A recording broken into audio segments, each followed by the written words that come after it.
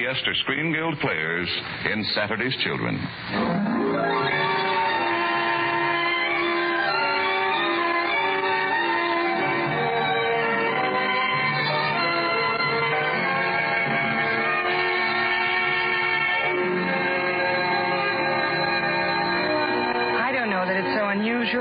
There are millions of people who live like we do, uptown in New York. And it's not the swellest place in the world, but I wouldn't say it was the worst. At least you're always in touch with your neighbors, like the Jensen baby. And Mr. McReady. Oh, shut up! That morning was a little different, though. A Monday morning when I was starting a new job at Martin's Mail Order Company, where my dad had been working for 16 years. Now, a girl doesn't start a job every morning, so, of course, I was getting a lot of suggestions from Mother. Bobby, you better wake your father up. This morning, at least, he could be on time. And my sister Florrie, who lived with us. Kid, take my advice and wear something slinky. Who knows when the boss's son might walk in? And my sister Florrie's husband, Willie, who also happened to live with us. Bobby, it ain't fair you should look so pretty. Some guy might fall in love with you. And if you fall in love, you'll marry him. And you shouldn't do that to someone you like.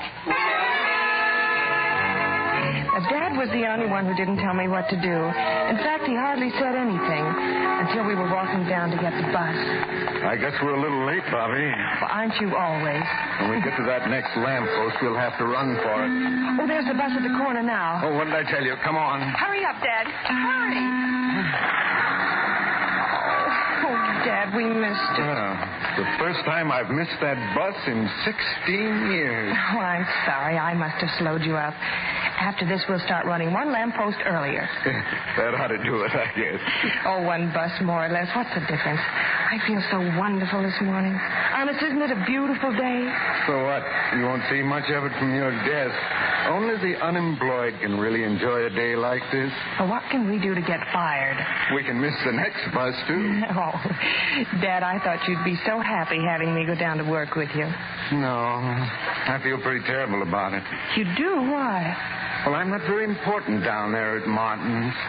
20 bookkeepers, 19 of them wearing brand new eye shades, and your father still wearing the same old one. Oh, Dad. Well, I don't care about that, but you're the only person I ever wanted to impress. And now you'll find out that your dad is no glamour boy. Oh, he is to me. Oh, come on, darling. Here's our bus. Martin's mail order house, that's where I met Rims. It happened that very first afternoon. I'd run into some trouble with one of the orders, and one of the girls, Gertrude Mills, was helping me out. You see, we do a lot of business in South America, so sometimes you'll find these orders in Spanish. Oh, you'll find me in a faint. I can't read Spanish. Yeah, I know. So I sent for the interpreter. Who's that? Rims Rosson. Oh, here he comes now. Hey, it's almost 5. Time to quit.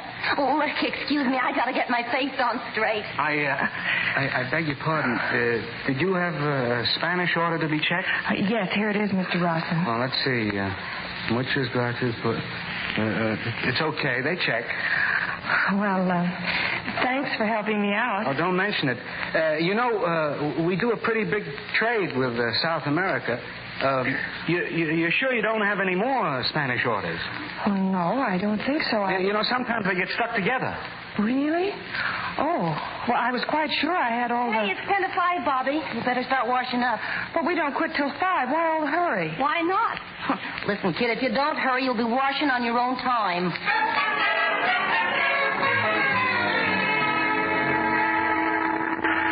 Well, another day, another 8 hours pay. Yes, sure, I'm glad to get out of that dump. Oh, it will feel sort of good to get home. Hey, Bobby, what do you do nights mostly? Oh, a book or a movie. Now and then a concert in the park. Concerts? Well, what kind of men can you meet at a concert? Either they got hair down to their shoulders or no hair at all. Listen, the Martin Employee Social Club has a bowling party at the casino tonight. We have one every Monday night. Why don't you come? Well, I don't go in for bowling. Well, who goes in for bowling? They always got a lot of men, all shapes and all sizes. Oh, Miss Halevy. Hey, it's Rim Rosson. Hello, Rim. Hello. Miss Halevy, can I have a word with you, please? Well, of course. Well, 2's company and 3's the fifth wheel. Rims, I'll see you at the bowling tonight, huh? Good night, Bobby. Mr. Rosson, did you want to speak to me? Oh, say, I almost forgot. Your father said to tell you not to wait. He's got to work overtime. Oh, well, that's too bad. Well, thank you very much. Oh, not at all. Are you walking up or down? Oh, I'm going up to the corner, bus stop. Oh, do you go home by bus? Yes, the one that turns up Riverside Drive. Oh, that's the way I like to travel. Really? Yeah, it's cleaner, no crush. Of course, it may be a little slower. Oh, you're absolutely right. Well, good night, Miss Halevy. good night. Aren't you... Oh, the bus is how I like to travel, but the subway takes me right to my door. Good night. See you tomorrow. Or maybe tonight. I wonder how that bowling party would be. Gosh, was I surprised, Miss Halevy, when you showed up for the bowling tonight. Oh, was I surprised when you asked to take me home? Oh, it's right on my way. I take the 7th Avenue subway every Monday night. It makes such good time. The 8th Avenue makes pretty good time, too. Well, of course, the station is kind of far from the bowling alley. Maybe I should have called a cab. Oh, that's silly. People like us only take cabs when we're being married or rushed to the hospital. Yeah, emergencies. Still, it would have been a great night for a drive. Yeah, an open car. I had a car once, about 7 years ago, an open car. No top, no running board, no windshield, no cylinders. Oh, well, here we are. This is where I live. Oh, don't go in yet. Let's talk a while. I mean about you. Tell me about yourself.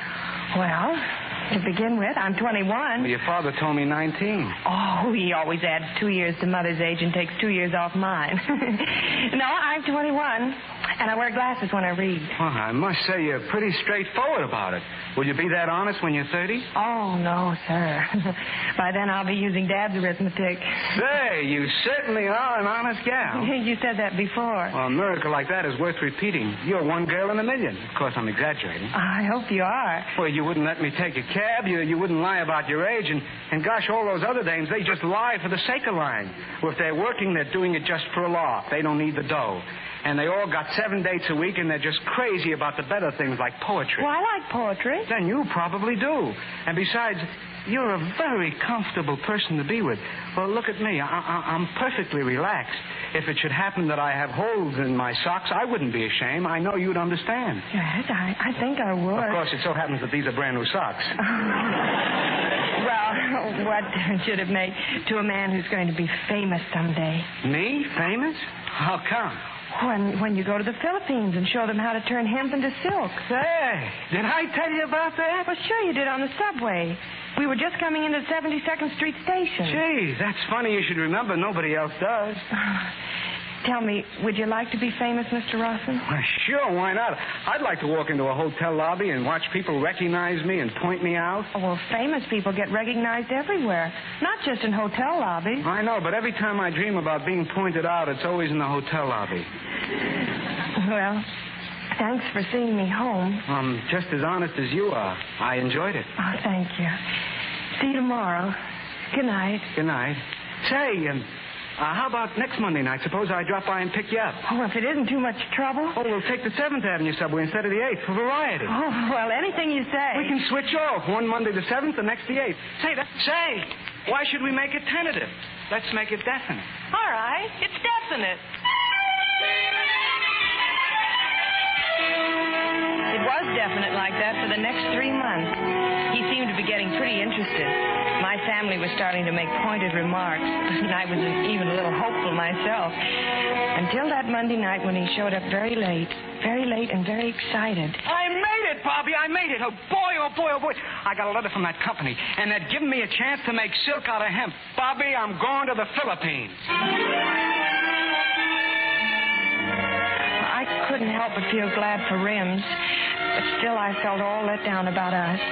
Dad didn't say a single word. He didn't have to. I could see his eyes. But my sister Florrie started working on me, saying I could hold Rims if I wanted to, telling me what to do and what to say and how to trick him into staying. But I couldn't bring myself to do that. I just couldn't. Not until the night of his farewell party. Bobby, let's get away from the crowd for a minute in the other room, huh? Of course. Bobby, I wanted to talk to you. What about Rims? Well, I just wanted to say you certainly have been wonderful to me. Oh, we did have a nice spring together, didn't we? You were certainly marvelous.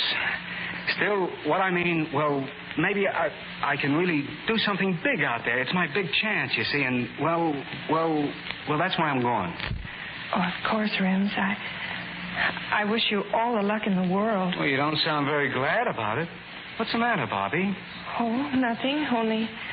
Oh, I'm so tired of everything, Rims. I'm afraid I'm not very good company. Oh, yes, you are. Oh, Rims, dear. Yes? Well, what is it, sweetheart? Oh, Rims, it's going to be so difficult. What is? Oh, not having you here and having to marry somebody else. Well, you're getting married? Oh, well, a girl's got to get married sometimes, you know, while she's got chances. Yeah, I suppose you do get chances, all right. Is there anybody in particular? Well, there's Fred. Fred wants me to marry him, and he's awfully in love with me and very well off. And I don't want to go on working forever. I see. I didn't know you felt that way. Well, I don't really. I was just joking. I wouldn't marry anybody. Not even you. Well, you wouldn't? No, I wouldn't. Oh, yes, you will. Rims, do you really want me to? Oh, Sweetheart, I don't want anything else. Oh, but you're going to the Philippines. I certainly am not. The Philippines can go to the devil. There's enough silk in the world as it is. Oh, well, I wouldn't want you to give up your chance to be famous. Well, don't you worry. I'll be famous, all right, sure. You know what's going to happen, honey? What? People will point me out on the street and say, there goes the husband of Mrs. Rosson. Oh, Rims. Oh, Rims.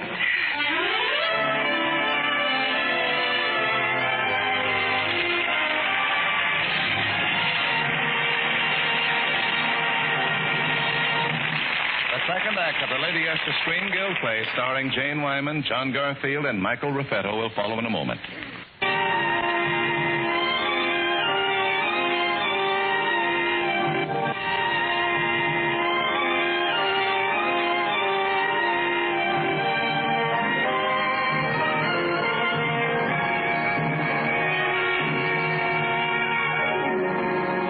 Those first 6 months were just like any other newlyweds. So excited and happy at being married that nothing else seemed to matter. We found a tiny apartment in Greenwich Village. It was over a garage and it had just a little makeshift kitchen, but the landlord had promised to build a real kitchen, and we promised to pay him $10 more a month. We felt we could afford that much. I'd kept my job and we were both working. At least we were till that Friday morning. You see, Mrs. Rosson, this war in Europe, it's practically crippled our foreign business, so I'm afraid we'll have to start cutting down. And, well, we feel that where a husband is already working, well, you understand, I'm sure. It's just a temporary measure, we hope, but I'm forced to give you notices of this week.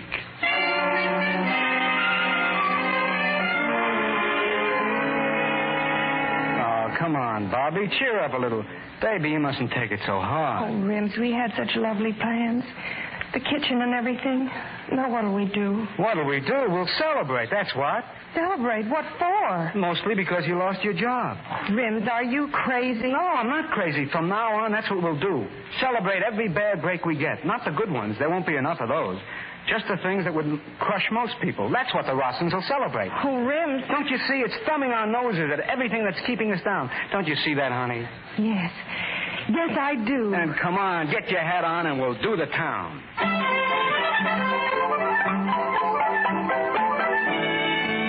That was a nice idea, celebrating just the bad breaks.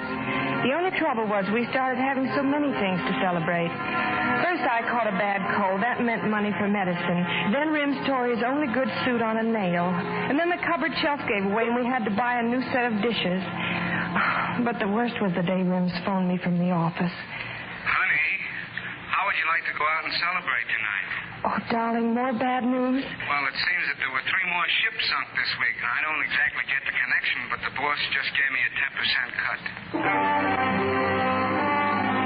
Rims didn't fool me very much. I knew he was putting it on for me, but there was something in his eyes, something that kept telling me that I knew I ought to tell him. the letter from the Philippines offering him the job again. And what the doctor had told me that afternoon. All the tests had been positive. I was going to have a baby. I did the only thing I could think of. I asked the family over for dinner. I thought if we had some cold cuts and things, it might sort of seem like a celebration. Dad and Mother came with Florrie, and we waited and waited, and neither Rims nor Willie showed up. 7:30 already. Where could they be? Oh, I hope nothing's happened to Rims. That's not what I'm hoping for Willie. Oh, I'm sure there's nothing to worry about. They just stopped off for some cigarettes, maybe got into a political discussion. After all, it's a presidential year. Just wait till that husband of mine shows up. I'll cut him up in such little pieces. I think they're here. Now, take it easy. Huh? Take it easy, buddy. Nobody here. Come on in. We're safe. Hey, you know what, Rims? Huh? When they get here, we'll ball them out for being late, huh? Yeah. Why can't people be on time? Time is relative. You know, I read a book once. Rims, did you hear anything? Not a thing. Must be my conscience. Well, to continue. You just listen to me, Willie Sands. Hey, Rims, you know what? I don't think we're alone. Willie, have you had a drink? Oh, frankly, Mother, I'm too drunk to remember. When I get you home. Now, please, Florrie. When we get him home, we'll tuck him into bed with honors. These boys are wonderful. I haven't seen a real drunk since repeal. Good old Pop, the understanding heart. Sorry we couldn't take you with us, Pop. We made the rounds of all the hotel lobbies just as an experiment, you understand. I wanted to see how many people recognized me and pointed me out. Now, Rims. And who recognized me? Who? No one. Not a soul. Oh, Rims, in one place a house detective did. Hey, why should they? Why should anyone? Who am I? What have I done? I'm just a guy who missed the boat on everything. Oh, Rims. Now, Bobby, don't cry. He'll be all right. Just make him put his head under the pump. Come, Mother. Come, Florrie. We'll pour Willie into a cab and take him home. Rims, how do you feel, darling? I think I'll live. A little while back, I was seeing you double. You were both beautiful. Oh, thanks. Rims, didn't you think your wife was good enough to get drunk with? Oh, well, you know, you're the ginger ale girl. And besides, Willie was so handy. Do you feel like eating? I'm having enough trouble just breathing. Well, at least you can take this hot coffee. Yeah, I think maybe I'm sorry. Oh, well, it doesn't matter. We won't need it anymore. Well, why not? I don't have to swear off coffee, too. We can't stay here, Rims. We're behind last month's rent, and we can't pay this month. I'm going to speak to the folks tomorrow. I'm going to ask them to let us come live with them. Holy cats. I've lived in hall bedrooms, but at least they were my own. How did all this happen to me? Did I ever bother anybody? Who's got it in for me? Holy cats. You think I'm happy going back to the folks? You think they'll be happy? I don't know. Well, all right, then. Don't take that 10%. Tell Martin you'll quit. Sure, I'm indispensable to Martin's. Listen, they fire me and their stock goes up. Well, if you're just going to sit there with that attitude... Look, I hate that job at Martin's. I hate all those jobs. There's only one thing I want to do, and that... Oh, what's the use? Forget it. It's not as easy as that. Rims, I've got some news for you. That Philippine job, it's still open. Well, how do you know? They sent you a letter. When? A few weeks ago. Well, why didn't you tell me? Where's the letter? I tore it up. Tore it up? You tore it up? Why? I was afraid I'd lose you. Oh, afraid I'd take the job and run out on you. Well, you don't have to worry about that. I'm trapped. Rims. Well, I didn't mean that, Bobby. It's just that a married guy, well, you know, it sort of closes in on you. I mean, let's not talk about it. You got a kiss for your old man? Yes, Rims. No, that's more like my girl. Rims, I've been thinking, maybe we'd be happier. It's work with lots of people. Maybe we... If we what? Oh, well, maybe if we had a baby that would be just ours. Hey, Bobby, use your head. It's simple arithmetic. We haven't got enough to get along on now. Well, there are millions of people with even less than us, and they're getting along. They're living and having babies. Well, I don't call that living. By the skin of your teeth. Bobby, we'd be crazy. Say, Kitty. Are you? Well, yes, No, I'm not. I can't do it. I can't go through with it. What do you mean? I was roping you in. That's what I mean. I thought I might keep you if I told you I was... Oh, you were roping me in. Yes, but I won't do it. I won't keep you that way. I won't trick you again the way I tricked you into marrying me. What are you talking about? Well, I tricked you. That's what I said. I tricked you. There wasn't any fella named Fred. There wasn't anyone who wanted to marry me. Holy cats. Holy cats. So now you know, and I'm glad. I couldn't keep it in me any longer. Holy cats. And you were the dame I fell in love with because you were so honest. The dame who wouldn't lie about her age or wouldn't let me take a cab. The dame I could even show the holes in my socks. Roped in. Boy, oh, boy, oh, boy, oh. Well, we can wash it all clean. Just figure you're single and you were never tricked. We never met. You never took me bowling. You can go to the Philippines. There's nothing or nobody to stop you. You're free. Say, what is this, another trick? I've told you the truth so you could clear out and go. Now, why don't you? What's keeping you? I'm going, all right. Where's my coat? And you were talking about having a kid. Well, all I can say is we're pretty lucky. Yeah, pretty lucky. Roped in. I ought to have my head examined. Good night.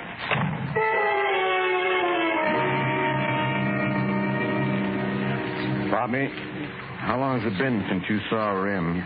Just a week, Dad. He's sailing for the Philippines tonight. They told me at the office. Oh, don't feel bad about it. I'll be all right. You know, Bobby, there's nothing wrong with you two. Not a thing that $1,000 wouldn't cure. The biggest $1,000 anybody didn't have. Well, I shall go back to the office for a while. Got to finish that job for Mr. Martin. Well, that was all. And the rest of the family went to the movies. I sat there and tried to turn my mind off until the doorbell rang, and when I opened the door... Hello, Bobby. Rims. Kid, I've got a little bad news for you. Your father's been hurt. Well, not much. It's not serious. You can see for yourself. All right, Max, bring him in. Right. Now take it easy, Mr. Halevy. Oh, Dad, what's happened? What is it? Nothing, Bobby. Nothing at all. Mac, will you help me to my room? Right down the hall. Okay. But you've got to take it easy and slow. Rims, what in the He world? was down at Martin's. He was in the elevator, and it fell. The doctor said he's just shaken up. Nothing broken. What were you doing at Martin's? I thought... Oh, I just had to stop on my way to the boat. I wanted to pick up some stuff I'd left Say, there. Mr. Rosson, if he wants you to come in and help him undress. Sure, Mac. Excuse me, Bobby. You know, miss, it's funny about that elevator. Funny? Yeah, I'm the night watchman. I'm responsible. So, while the doc was going over with your father, I sort of had to look around. Did you find anything out of the ordinary? Oh, I'll say I did. Why, them cables was cut. Almost all the way through.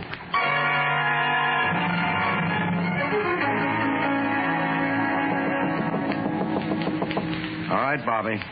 You can come in. Dad. He's all right, Bobby. In a couple of days, he'll be as good as new. Maybe better for having a rest. Dad, why did you do it? Do what? You know that wasn't an accident. What are you talking about? Why did you, Dad? Look, I'm tired. I need some sleep. Oh, Dad. Dad, you could have been killed. I thought of that. I hope that you and Rims and maybe the insurance money, it's $2,000. Holy cats. You did a thing like that? Another failure. Rims, I'm sorry that I held you up. Well, that's right. If your boat's sailing at 12... Boat? Sailing? Say, what kind of a guy do you think I am? But, Rims... Look, if any guy did what he did just to keep two kids together, then nothing in the world can keep us apart. And listen, nobody has to try and bump themselves off for us. I'll find something to do, and if that doesn't pan out, I'll find something else. And if we don't get to the Philippines this year, we'll get there next. And if we don't get there next, well, what the heck? We're Saturday's children. We've got a long way to go. We're young, and that's enough guarantee for the future. Oh, but, darling... And don't you give me any argument. Gosh, kid, it's been awful. I haven't seen you for a whole week. Oh, Rims, dear, I've told everyone we're separated. What are the neighbors going to say? Who cares? Let him say it. Oh, shut up.